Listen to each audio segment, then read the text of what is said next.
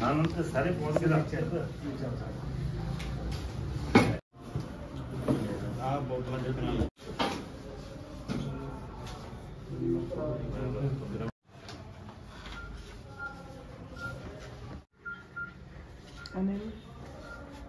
ये सारे आ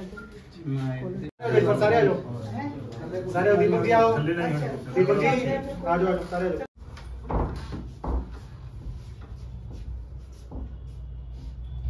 सर जो दफ्तर खुलिया काला दफ्तर कितने समय बाद जो खेल ये ड्रेनेज दफ्तर लहरा अग्गा ड्रेनेज सब डिवीजन का दफ्तर अपने लहरे अगे थी लगभग 30 साल पहला ये उस टाइम के अफसरशाही की मनमर्जी तो साडे सियासी लीडर की बेगौरी के कारण ये लहरे अगे तो सुनाम चला गया थी। फिर इस तो बाद 2000 के इस सुनाम तो पटियाला चला गया थी। ये जो दफ्तर है इनू जोड़ा भी इलाका पै रहा है वो पटियाला डिस्ट्रिक्ट का 1 इंच एरिया भी ये नहीं पै रहा। सारा इलाका अपना लहरा मूनक खनौरी तिड़वा सुलर घराट का एरिया पै रहा है। तो ये की होंदा जोड़े साडे लोग सीगे इन्होंने अपने काम लिए पटियाले जाना पैंदा सीगा। हुण ये MLA साहब ने मान साहब नूं कह के पंजाब सरकार के प्रमुख सकत्तर कृष्ण कुमार जी द्वारा ये दफ्तर में लहरे भेज दिता गया। इस दफ्तर मुलाजमान भी पटियाले होने करके दिक्कत थी। जो दफ्तर से इन्होंने भी पटियाले जाना पैंदा, बेचारे को काम लिए पटियाले आना पैंदा सी। कोई एकदम ट्रेन टुट जाती सी जां कोई घग्गर दे विचों हुंदा सी तो इन्हूं आउण दी टाइम आण जाती खराब हो जाती है। तो इलाके के लोगों पिछे भी समस्या बहुत वड्डी थी। ये दफ्तर नौ भी लहरा अग्गा ही लहरा अग्गा जल निकास उपमंडल किन्नी मतलब बेगौरी थी भी लहरे अगे का दफ्तर पटियाले चल रहा थी।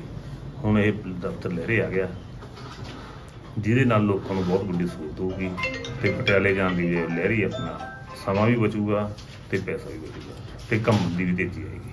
ਹੁਣ जिस तरह समस्या लोगों को पहले ड्रेन दी इन्नी आ रही सीगियां हुण हल होने के चांस है कि पहले बड़े बिल्कुल फर्क पऊगा। पहले तो उत्थे कोई पहुँच नहीं सकता सी पटियाले पहुँचने की सोची जाती थी भी सवेरे जावांगे हुण घरों उठ के 10 मिनट जाके इत्थे अपनी प्रॉब्लम दसणगे। अफसर इत्थे बैठे ने जो अफसर इत्थे बैठे ने हल भी करनगे। अफसर भी पहले पटियाले तो आके हल करनी पैंदी है हुण लहरे तो उठ के तो उत्थे जाके कर लेंगे। ये तो बहुत बड़ा फैसला है। ਅੱਜ ਲਹਿਰਾ ਗਾਗਾ ਹਲਕੇ ਦੇ ਆਸ-ਪਾਸ ਦੇ ਪਿੰਡਾਂ ਨੂੰ ਬਹੁਤ ਖੁਸ਼ੀ ਦੀ ਗੱਲ ਹੈ ਕਿ ਸਾਡਾ ਇੱਕ ਉਪਮੰਡਲ ਆਫਿਸ ਡਰੇਨ ਦਾ ਜੋ ਕਿ ਲਹਿਰਾ ਗਾਗਾ ਦੇ ਨਾਮ ਤੇ ਸੀ ਇਹਨੂੰ 30 ਸਾਲ ਪਹਿਲਾਂ ਪਟਿਆਲੇ ਸ਼ਿਫਟ ਕੀਤਾ ਗਿਆ ਸੀ।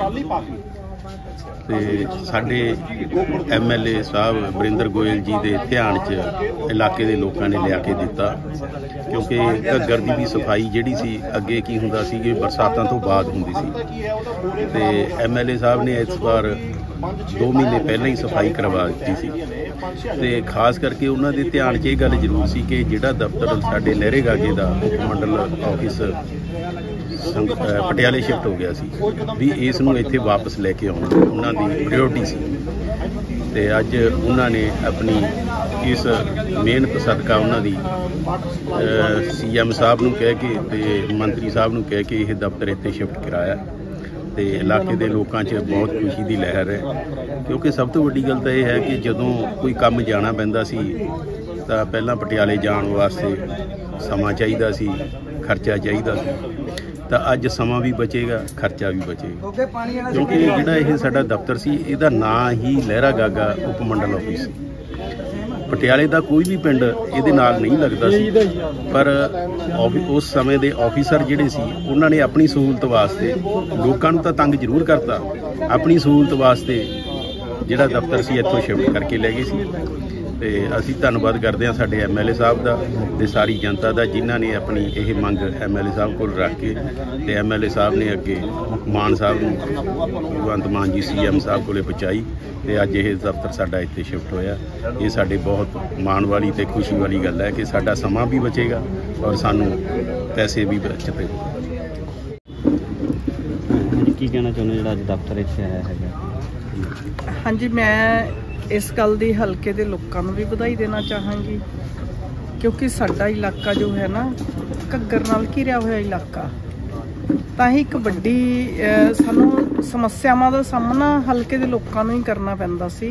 पर 30 साल पहलां जिहड़ा ये दफ्तर सी लहरा गागा तो शिफ्ट हो के पटियाले चलिया गया ਇੱਕ ਵਾਰੀ ਆਇਆ ਸੀ ਇੱਥੇ ਲਹਿਰਾ ਗਾਗਾ ਡਰੇਨੇਜ ਦਫ਼ਤਰ ਸੀ ਇਹ, ਤਾਂ ਜਦੋਂ ਲਹਿਰਾ ਤੋਂ ਸ਼ਿਫਟ ਹੋ ਕੇ ਪਟਿਆਲਾ ਚਲਿਆ ਗਿਆ ਤਾਂ ਇਹਦਾ ਇੱਕੋ ਇੱਕ ਕਾਰਨ ਸੀ ਕਿ ਸਾਡੀ ਅਫਸਰਸ਼ਾਹੀ ਸੀ ਜੋ ਇਸ ਇਲਾਕੇ ਦੇ ਵਿੱਚ ਪੈਰ ਹੀ ਨਹੀਂ ਸੀ ਰੱਖਣਾ ਚਾਹੁੰਦੀ।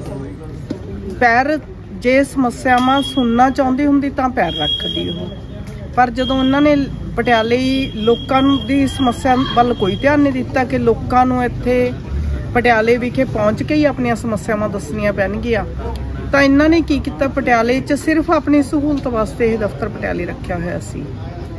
ਪਰ ਜਦੋਂ ਹੁਣ ਹਲਕੇ ਦੇ ਲੋਕਾਂ ਨੇ ਸਾਡੇ ਹਲਕੇ ਦੇ ਹੀ ਵਸਨੀਕ ਸ਼੍ਰੀ ਵਰਿੰਦਰ ਗੋਇਲ ਜੀ ਨੂੰ MLA ਬਣਾਇਆ ਤਾਂ ਉਹਨਾਂ ਨੂੰ ਇਸ ਗੱਲ ਦਾ ਪਹਿਲਾਂ ਹੀ ਅਹਿਸਾਸ ਸੀ ਕਿ ਹਲਕੇ ਦੇ ਲੋਕਾਂ ਨੂੰ ਆਪਣੀ ਸਮੱਸਿਆਵਾਂ ਦੱਸਣ ਵਾਸਤੇ ਪਟਿਆਲੇ ਜਾਣਾ ਪੈਂਦਾ, ਕਿਉਂਕਿ ਉਹ ਵਿਚਕਾਰ ਬੈਠੇ ਸੀ ਇੱਥੇ।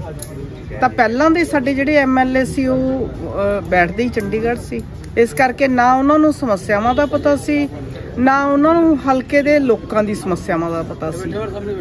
ਤਾਂ ਹੁਣ ਇਹ ਸਾਡੇ ਵਾਸਤੇ ਵੱਡੀ ਖੁਸ਼ੀ ਦੀ ਗੱਲ ਹੈ ਕਿ ਇਹ ਦਫ਼ਤਰ ਪਟਿਆਲੇ ਤੋਂ ਸ਼ਿਫਟ ਹੋ ਕੇ ਲਹਿਰਾ ਗਾਗਾ ਦੇ ਵਿਚਕਾਰ ਆ ਗਿਆ ਤੇ ਲੋਕਾਂ ਨੂੰ ਬੜੀ ਇਹ ਵੱਡੀ ਸਹੂਲਤ ਮਿਲ ਗਈ ਕਿ ਉਹ ਆਪਣੀਆਂ ਸਮੱਸਿਆਵਾਂ ਨੂੰ ਆਸਾਨੀ ਨਾਲ ਦੱਸ ਵੀ ਸਕਣਗੇ ਤੇ ਸਾਡੇ ਅਫਸਰ ਇੱਥੇ ਬੈਠੇ ਹੋਏ ਸਮੱਸਿਆਵਾਂ ਨੂੰ ਬੜੀ ਚੰਗੀ ਤਰ੍ਹਾਂ ਦੇਖਣਗੇ ਤੇ ਉਹ ਹੱਲ ਵੀ ਕਰਨਗੇ। ਕੀ ਨਾਮ ਹੈ ਸਰ ਤੁਹਾਡਾ?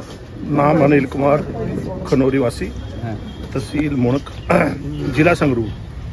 ਸਰ ਜਿਹੜਾ ਅੱਜ ਦਫ਼ਤਰ ਇੱਥੇ ਖੋਲ੍ਹਿਆ ਗਿਆ ਡਰੇਨੇਜ ਵਿਭਾਗ ਦਾ, ਕਿਸ ਤਰ੍ਹਾਂ ਕਿੰਨਾ ਕੁ ਫਾਇਦਾ ਤੁਹਾਨੂੰ ਲੋਕਾਂ ਨੂੰ?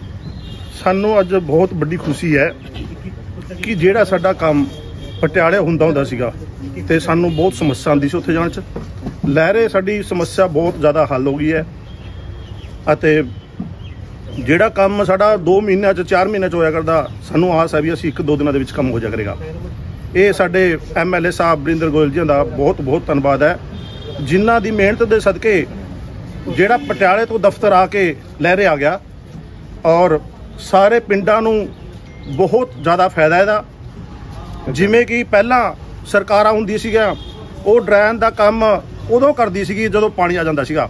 ਸਾਡੇ MLA ਸਾਹਿਬ ਵਰਿੰਦਰ ਗੋਇਲ ਜੀ ਨੇ ਸਹੀ 1 ਮਹੀਨਾ ਪਹਿਲਾਂ ਸਾਰੇ ਡਰੇਨ ਦੀ ਸਫਾਈ ਕਰਾਈ, ਸਾਰੇ ਘੱਗਰ ਦੀ ਸਫਾਈ ਕਰਾਈ, ਉਸ ਦਾ ਸਾਡੇ ਇਲਾਕੇ ਨੂੰ ਬਹੁਤ ਜ਼ਿਆਦਾ ਫਾਇਦਾ ਹੋਇਆ। ਨਹੀਂ ਤਾਂ ਡੱਫ ਲੱਗ ਕੇ ਹੜ੍ਹ ਆ ਜਾ ਕਰਦਾ। ਅਸੀਂ ਸਾਡੇ MLA ਸਾਹਿਬ ਵਰਿੰਦਰ ਗੋਇਲ ਜੀ ਦਾ ਅਤੇ ਉਹਨਾਂ ਦੇ ਸਾਰੇ ਪਰਿਵਾਰ ਦਾ ਅਤੇ ਸਾਡੇ ਮੁੱਖ ਮੰਤਰੀ ਭਗਵੰਤ ਮਾਨ ਜੀ ਦਾ ਤਹਿ ਦਿਲੋਂ ਅਸੀਂ ਸ਼ੁਕਰਗੁਜ਼ਾਰ ਕਰਦੇ ਹਾਂ, ਜਿਨ੍ਹਾਂ ਨੇ ਸਾਨੂੰ ਇੱਥੇ ਦਫ਼ਤਰ ਲਹਿਰੇ ਵਿੱਚ ਦੇ ਦਿੱਤਾ। ਕੀ ਨਾਮ ਹੈ? ਮਨੀ ਗੋਇਲ ਜੀ। ਮਨੀ ਗੋਇਲ, ਕੀ ਕਹਿਣਾ ਚਾਹੁੰਦੇ ਜਿਹੜਾ ਅੱਜ ਦਫ਼ਤਰ ਖੁੱਲ੍ਹਿਆ ਹੈਗਾ, ਕਿੰਨਾ ਕੁ ਫਾਇਦਾ ਤੁਹਾਨੂੰ ਲੱਗਦਾ ਹੈ? ਇਹ ਜਿਹੜਾ ਦਫ਼ਤਰ ਸੀਗਾ ਆਪਣਾ ਡਰੇਨੇਜ ਵਿਭਾਗ ਦਾ, ਇਹ ਪਹਿਲਾਂ ਪਟਿਆਲੇ ਸ਼ਿਫਟ ਸੀਗਾ। ਜਦੋਂ ਕਿ ਜਿਹੜੇ ਪਿੰਡਾਂ ਦਾ ਇਹਨੂੰ ਸਹੂਲਤ ਮਿਲਣੀ ਸੀ ਉਹ ਪਿੰਡ ਸਾਰੇ ਹੀ ਲਹਿਰੇ ਹਲਕੇ ਦੇ, ਲਹਿਰੇ ਬਲਾਕ ਦੇ ਹੁੰਦੇ ਸੀਗੇ, ਸਾਰੇ ਖਨੌਰੀ ਮੂਣਕ ਦੇ।